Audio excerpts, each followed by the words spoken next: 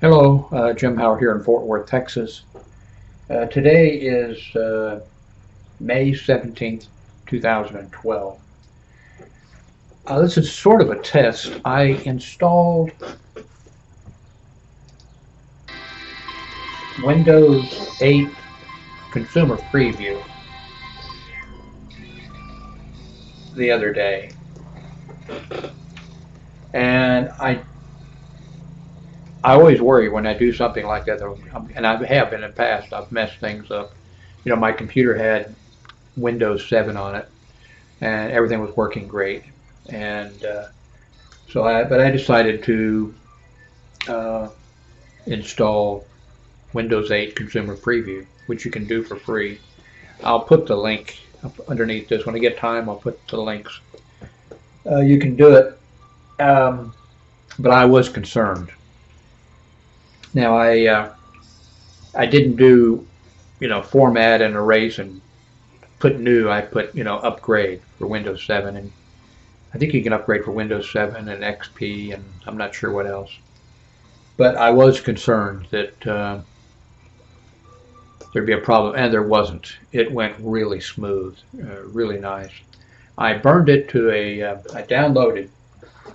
When you download, you go here, and I'll give you the links. You go to get it, and they want your email and your country.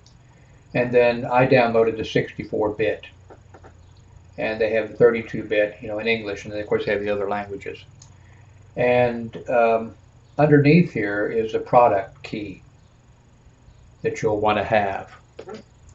Copy it, so you have the product key. So I actually made videos with my Canon G12 while I was going through the process, but I didn't. In fact, I didn't even check them. But it takes delay, and it says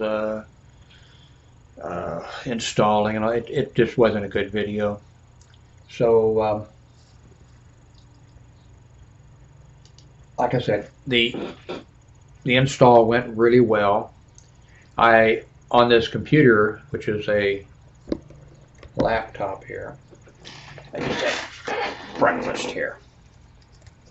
A couple sausage patties. This is a computer, and the upgrade. Anyway, I burned it. You have to burn it to a DV, or you have to save it, download it, and you download it. It's an image file. Then you have to burn it to a DVD. And I can't remember the name of it, but I didn't know there was any such program. I have several programs on here for burning stuff to DVDs, but there is a program on on Windows that is something image burner or whatever. So I used that, and that went because that's what its purpose is, to burning, and that worked great. Then I thought I was going to have to reboot the computer with the DVD in there, but I was in Windows, and I saved with Windows to it, and then the computer detected, software detected you have a DVD in there, and then said, "Oops, okay. Do you want to install?" Started reading it. Says, "Do you want to install 8?" So I didn't have to reboot or anything, and went ahead and. So it asks if you want to save your programs, your data, and something else, and of course I said yes. This is their interface, which works with the mouse, but if you have a touch screen, which I don't, that would so I really can't see the point in using this because I don't have a touch screen. Although it's a pretty neat idea, and if I had a cell phone that was using Windows, this would be really neat. Also, what would be really better too is if you're somebody who uses Microsoft, Microsoft Hotmail and whatever else they have, then this ties in with that really well. And also, they've got the store thing. It's sort of like Android and I guess iPhone. I don't have an iPhone. but you have these things, and you can, they have the ones that are free, and then you can buy some, and a pretty neat idea. And it's going to make money for them.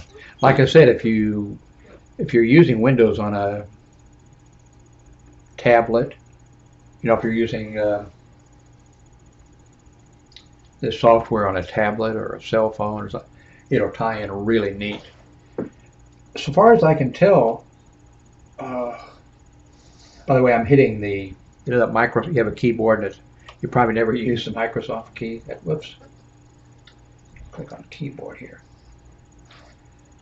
As far as I can tell, well, when the software first started running, one of the first things it checking to see if you need to remove any programs. And two things popped up that I had to remove. And one was the Charter Security Suite, which is F-Secure. And it said you had to remove that. Not just turn it off, but you had to remove it, so I did. The other thing I haven't checked yet to see was Play Ready PC Runtime AMD 64. I should do a check on that and see, because it had me remove that. That's the only thing.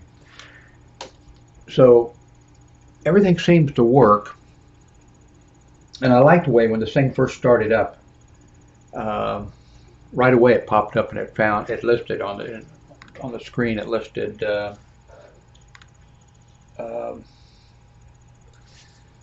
my Wi-Fi connections. I listed the neighbors that are within range and everything. And when the program first started up the first day or whatever, every time I tried something new, it would pop up. And like the first time I wanted to use a browser, it popped up my list of browsers. Which one do you want to use as your default one? And so everything has gone really well. And like I said, this is sort of a test video. I wanted to see how the Logitech is it the 920 or the 820? 920, whatever, works with it. I mean, I'm using their software, the webcam, Logitech webcam software. Wanted to see how it worked. And then what I want to check on is to see whether when I stop this video, whether it is going to detect, and I think it will, that there's a chip in there and going to do the processing in the chip rather than doing it in the using computer software. Then the other thing I wanted to check about is where in the heck, my only complaint about this, and I haven't read any of the instructions or the help files or anything, and I never do. My feeling is any software that you have to have a help file, it shouldn't be written. Of course, there wouldn't be Adobe Photoshop and a whole bunch of stuff, but my feeling is these are computers, and you shouldn't, and I just don't even read instructions. That's not a smart thing. But my only complaint with this software is, and there may be a way around it, there is no start menu. So, like when I get done here, I'm just for the heck of it, I'm going to pull up Windows Movie Maker. I have no idea how to, there's no start menu, no way to, the only way I know to find it will be use Internet Explorer and then do a search. So here's Internet Explorer, I think. That's Media Player. Is this Internet Explorer? Yeah. Okay, the only thing I know is I'll put in Windows, Movie, I'll put in that and do a search. And because then everything shows up here. Vegas Movie Studio 9. Yeah, this is the only problem. There has to be a workaround. Or surely there's going to be, I mean, I know the idea is to use this interface. But I think a lot of people are going to be using the regular Windows setup. So that's my only complaint. There doesn't appear to be that I can find a start menu. Luckily, before I installed it, I had a bunch of my favorite programs are down here in the taskbar. Well, then it's easy to find them. But, well, maybe I have Windows Movie Maker there. Let's see. ABS Photo Maker, Video Recorder, Postbox, Windows Live Writer. Nope, I don't have it down there. Maybe I have it on the desktop. No, I don't have it on the desktop. Anyway, that's my only complaint, and there's probably got to be a workaround for it. So anyway, I'm sure this video is going to work okay, but I'm going to go ahead and wanted to see make sure everything works. So anyway, may take me a bit, but I'll gather the information up and put a link so you can,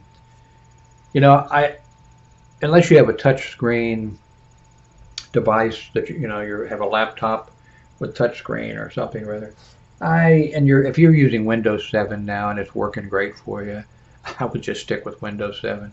And when you do something like this, you're taking a risk, a chance. If you're somebody who, it seems like everything I have is Google connected. Google AdSense, Google Calendar, Gmail, everything. But if you're somebody who's a Microsoft person and uses Hotmail, and I don't even know what their other stuff is, I don't use their stuff, then this would be ideal. This would be ideal for you. So anyway, thanks very much for watching.